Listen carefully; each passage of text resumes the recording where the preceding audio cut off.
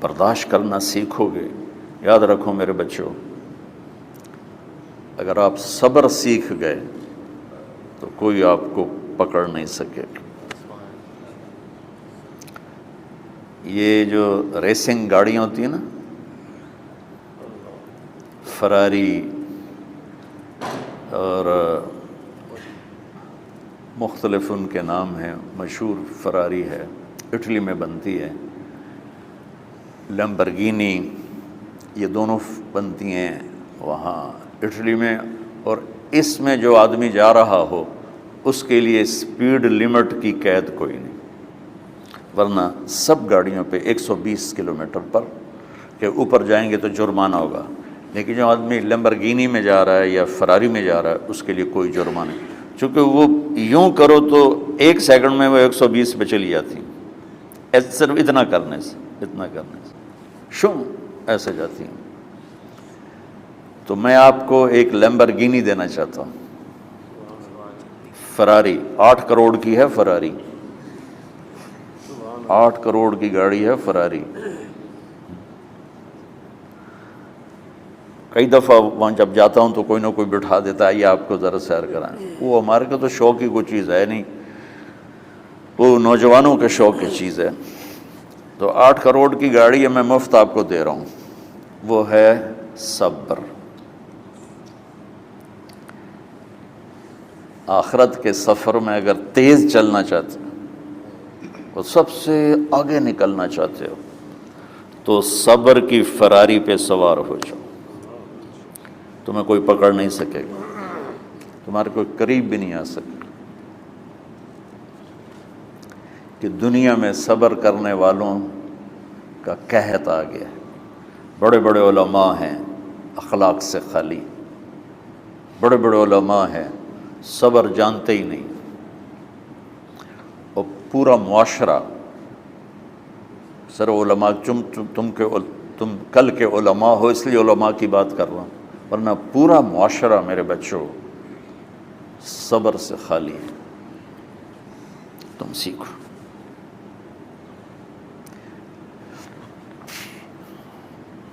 دیکھو میری ایک بات سنو، علم کی کمی ہو تو اچھے اخلاق اس کو چھپا دیتے ہیں. اخلاق کی کمی ہو تو بڑے سے بڑا علم بھی اسے چھپا نہیں سکتا.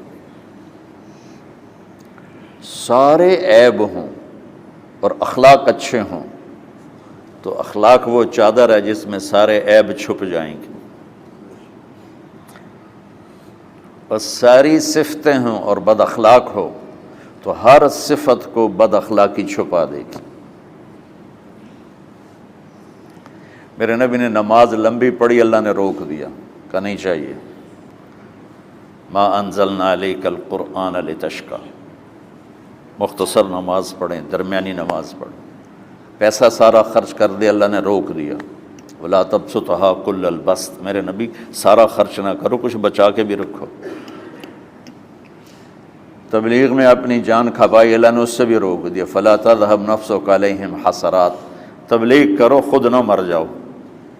تبلیغ کتنا بڑا عمل ہے، اللہ نے کہا اعتدال.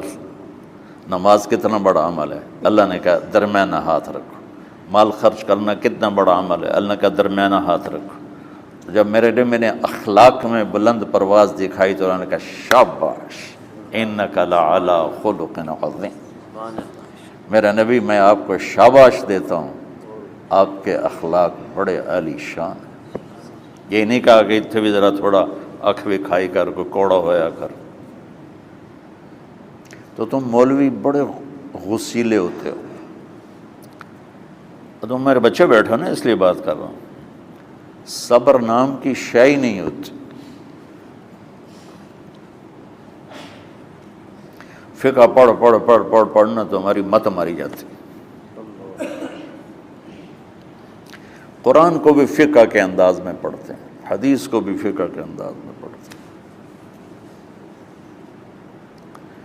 بخاری سے زیادہ امام بخاری پڑھاتے ہیں. ترجمۃ الباب پہ اتنا وقت لگا دیتے ہیں کہ حدیث جو اصل چیز ہے اس کی طرف توجہ نہیں جاتی۔ امام بخاری کی کتاب کا مقدمہ کوئی نہیں، تو اس پر جب بخاری شروع ہوتی ہے تو ہفتہ ہفتہ اس پہ سبق چلتا ہے کہ امام بخاری نے مقدمہ کیوں نہیں لکھا، جی میں سارے مل کے یعنی امام صاحب نے تو گلاں کی جان۔ میں اس کا اتنا آسان 1 منٹ میں اس سارے سبق کو ختم کر دیتا ہوں بخاری شریف کے، کہ دیکھو بھائی امام صاحب کا دل نہیں کیا مقدمہ لکھنے کو، اس لیے انہوں نے نہیں لکھا، گل مک۔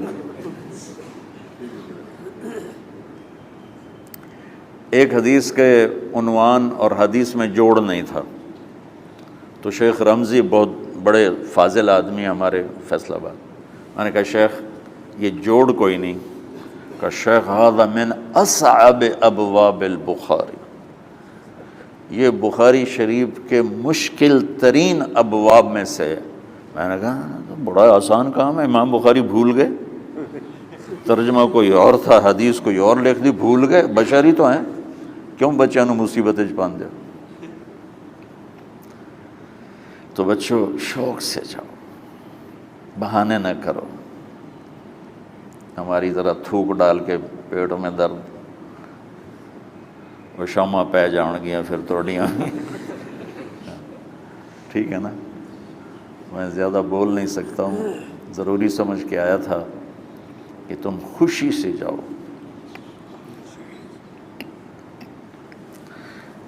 پھر اس میں جو ناگواری آئے گی اسے برداشت کرو گے تو پھر آپ کا صبر بڑھے گا۔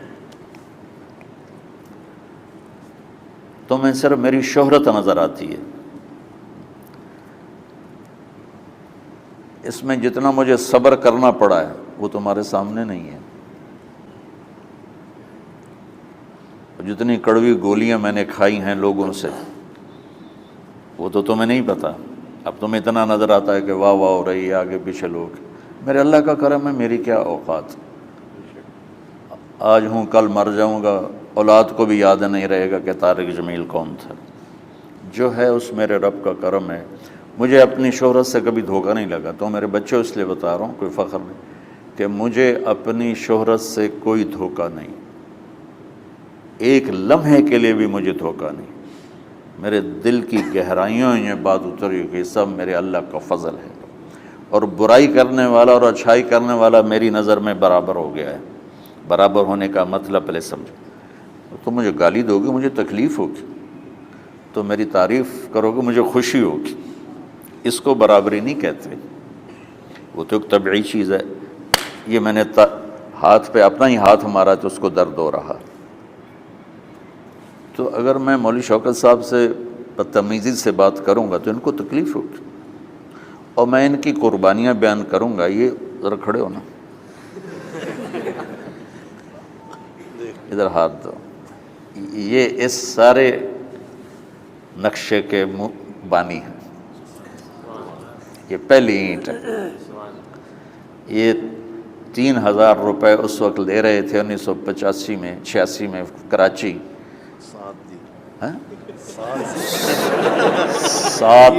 7,000 ان کی تنخواہ تھی، اور میں نے ان کو تلمبے میں بلایا 900 روپے مہینے پر۔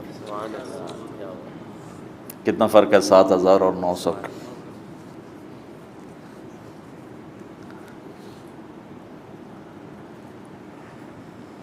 لوگ میری تعریف کرتے ہیں، میں اللہ کا شکر ادا کرتا ہوں، اور اس پہ میں تکبر میں نہیں آتا۔ یہ ہے مدح اور ذم برابر ہو جائے، یعنی تعریف کرنا اور برائی کرنا برابر ہو جانے کا مطلب یہ نہیں ہے کہ برائی سن کے اثر نہیں ہوتا اور تعریف سن کے اثر نہیں ہوتا، نہیں، برابر ہونے کا مطلب بتا رہا ہوں، اس کی توفیق، تائید، رحمت اپنی اولاد کو بتا رہا ہوں۔ کوئی میری تعریف کرتا ہے میں اللہ کا شکر ادا کرتا ہوں اور اپنے آپ کو بھولتا نہیں ہوں، کوئی میری برائی کرتا ہے تو میرے دل میں اس کے لیے کوئی منفی جذبہ نہیں پیدا ہوتا۔ یہ ہے اچھائی برائی کو برابر کر دینا۔ کہ میرے اوپر مختلف الزام لگتے ہیں تو میں ان کو پی جاتا ہوں، اور اس طرح کا معاملہ کرنے والوں سے اپنے دل کو بالکل صاف رکھتا ہوں، بالکل صاف، اور میرا ان سے معاملہ اسی طرح ہوتا ہے جیسے پھر آؤ جی اپنی وجہ سے کبھی کسی سے قطع تعلق نہیں کرتا۔ تو بچوں، صبر بہت بڑی دولت، یہ تمہاری تبلیغی زندگی میں بھی کام آئے گی، علمی زندگی میں بھی کام آئے گا، جب تم گھر والے بنو گے، شادیاں ہوں گی، اس وقت یہ کام آئے گا۔ ٹھیک ہے، اب بہانہ تو نہیں کرو گے نا، خوشی سے جاؤ گے نا؟ چلو، السلام علیکم۔